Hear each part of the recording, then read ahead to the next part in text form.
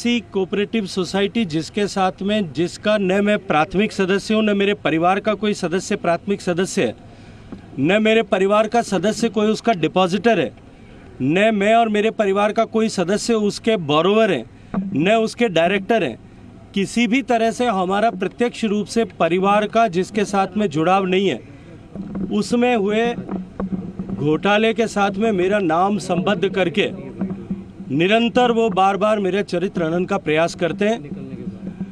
अब तो पराकाष्ठा इस स्तर तक पहुंच चुकी है कि उन्होंने जोधपुर में अभी हाल ही में 19 फरवरी को मीडिया से चर्चा करते हुए मुझे अभियुक्त करार दिया है। 21 तारीख को एक बार फिर जयपुर में 20 फरवरी को मेरे द्वारा सारा क्लैरिफिकेशन मीडिया के सामने रखने के बाद में एक बार फिर उन्होंने मीडिया से बात करते हुए उन्होंने फिर से मुझे अभियुक्त ऐसा करार दिया। और आज भी जब ये सूचना, आज मैं जब ये मानहानि का मुकदमा दायर करने वाला हूँ, ये सूचना जब उनके पास पहुँची है, उन्होंने मुझे एक बार फिर नई उपाधि घपलेबाज से नवाजा है। मैं इससे व्यथित होकर के कि निरंतर जिस तरह से उन्होंने मेरे चरित्र हनन का प्रयास किया, मैं शायद बर्दाश्त कर सकता था, लेकिन मेरी दिवंगत माताजी को भी उन्होंने अभियुक्त कह करके ऐसा सरेआम उनका अपमान उनके देवलोक गमन होने के बाद में करने की चेष्टा की है। इसी से व्यथित होकर के मैंने आज न्यायालय के समक्ष सेक्शन 500 में एक डिफेमेशन का सूट फाइल किया। Sir, this is a parallel development which is happening sir. आम आदमी पार्टी भी पीछे से फायदा मिलता है। देखिए, मुझे लगता है कि वो विषय को जिस तरह की उनका स्वभाव है भटकाने की कोशिश कर रहे हैं। राजस्थान में वेरियस क्रेडिट कोऑपरेटिव सोसाइटीज़ जो काम करती थी, multi state credit cooperative societies, अगर मैं गलत नहीं हूँ तो 48 संख्या है, उसमें से 10 से ज़्यादा क्रेडिट कोऑपरेटिव सोसाइटीज़ लिक्विडेशन में है। आदर्श क्रेडिट कोऑपरेटिव सोसाइटी जिसके लिए कहा जाता है, पुलिस की रिपोर्ट्स में लिखा गया है कि उसमें 14,000 करोड़ रुपए का जो है वो साइफनिंग ऑफ मनी हुआ है। इसी तरह से संजीवनी क्रेडिट कोऑपरेटिव सोसाइटी, नवजीवन क्रेडिट कोऑपरेटिव सोसाइटी और इसी क्रम में साई कृपा क्रेडिट कोऑपरेटिव सोसाइटी और अनेक लगभग 10 से ज़्यादा क्रेडिट कोऑपरेटिव सोसाइटीज़ हैं जिनमें 15,000 16,000 करोड़ रुपए से ज़्यादा का पैसा साइफनिंग हुआ है। ऐसी जांच जो चल रही है, उन सब क्रेडिट कोऑपरेटिव सोसाइटी के लाखों निवेशकों की उनको चिंता नहीं। वो इस बात से परिलक्षित होता है कि इसके लिए भारत सरकार ने जो कानून बनाया है, banning of unregulated deposit schemes act, उस कानून को, जिसको देश में जो कानून 2019 से देश में लागू है, उस कानून के अनुरूप जो प्रक्रिया करनी चाहिए कि जितने भी मुकदमे दर्ज हों, उन मुकदमों को तुरंत, अगर multi state credit cooperative society हो तो उसको जांच के लिए सीबीआई को सौंपा जाए और उसका जो स्पेशल डेजिग्नेटेड कोर्ट है वो कोर्ट प्रॉपर्टीज़ का अटैचमेंट करके लोगों की जो है वो जमा, निवेशकों के जमाओं का भुगतान कर सके। लेकिन उस रास्ते पर न जा करके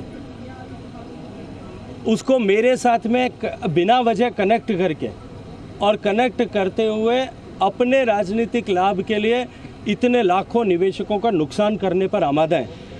जो भारत सरकार ने कानून बनाया है, उस कानून के तहत एफआईआर रजिस्टर होने के बावजूद भी जो ऑब्लिगेशंस कानून के तहत हैं उनको पूरा किए बगैर वो मात्र और मात्र राजनीतिक लाभ की प्राप्ति के लिए इस तरह का कीचड़ उछालने का काम कर रहे हैं।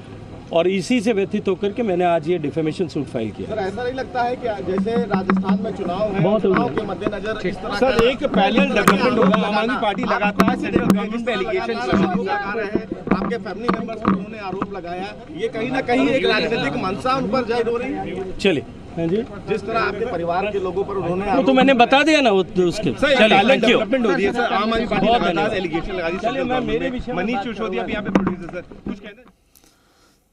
चलिए, तो आप सुन रहे थे शेखावत को, जिन्होंने मानहानि का मामला दर्ज कराया है और इस दौरान हमलावर नजर आए मुख्यमंत्री पर। उन्होंने सीधा हमला बोला। उन्होंने कहा कि मेरी दिवंगत माता जी का नाम लेकर उन्हें अभियुक्त कहा गया। इससे मैं आहत हूं और आहत होकर आज मैंने उनके खिलाफ डिफेमेशन का ये केस फाइल किया है।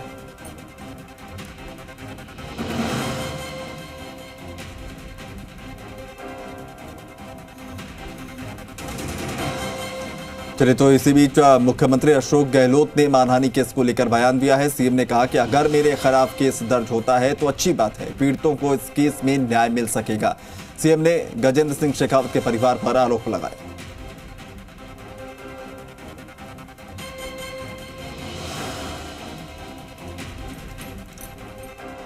तो स्वागत करेंगे, क्योंकि इसी बहाने कम से कम केस आगे बढ़ेगा, भला होगा उन गरीबों का जो चर्चा में नहीं थे। अब कम से कम 2 लाख लोग या 1.5 लाख लोग जो भी हैं, उनका पैसा डूब गया है। किसी का 1 करोड़ के 50 लाख 25 लाख डूब गया है। वो पैसा कहाँ गया है? इथियोपिया में गया है। यहाँ पे गबन हुआ है, कई लोग जेल में बैठे हुए, उनके खुद के लोग जेल में बैठे हुए हैं, वो खुद मुलजिम हैं। 5 बार हम लिख चुके हैं ईडी वालों को, भाई आप कम से कम हमें सब इन्फॉर्मेशन दो, इस केस को ले क्यों नहीं रहे वो लोग? छापे डाले हिंदुस्तान भर में ईडी वाले। ये छापे का केस तो परफेक्ट है। आप केंद्रीय मंत्री ये कैसे रह सकता है? मुझे अफसोस इस बात का है कि प्रधानमंत्री जी या गृह मंत्री नॉलेज में नहीं आया क्या ये इतना बड़ा घपला?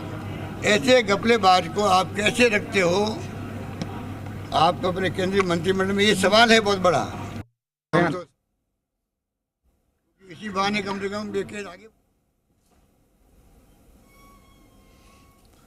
चलिए, तो ज्यादा जानकारी के साथ आशीष हमारे सहयोगी इस वक्त जुड़ रहे हैं। आपने सुना किस तरीके से पहले गजेंद्र सिंह शेखावत ने हमला बोला, उसके बाद पलटवार मुख्यमंत्री अशोक गहलोत की तरफ से। आशीष, किस तरीके से इस पूरे मामले को देखा जाए? अब डेफिमेशन का केस भी फाइल हो गया है, लेकिन अशोक गहलोत की बातों से यही लग रहा है कि पीछे हटने को तैयार नहीं। एक बार फिर से उन्होंने तमाम शब्दों का इस्तेमाल कर दिया।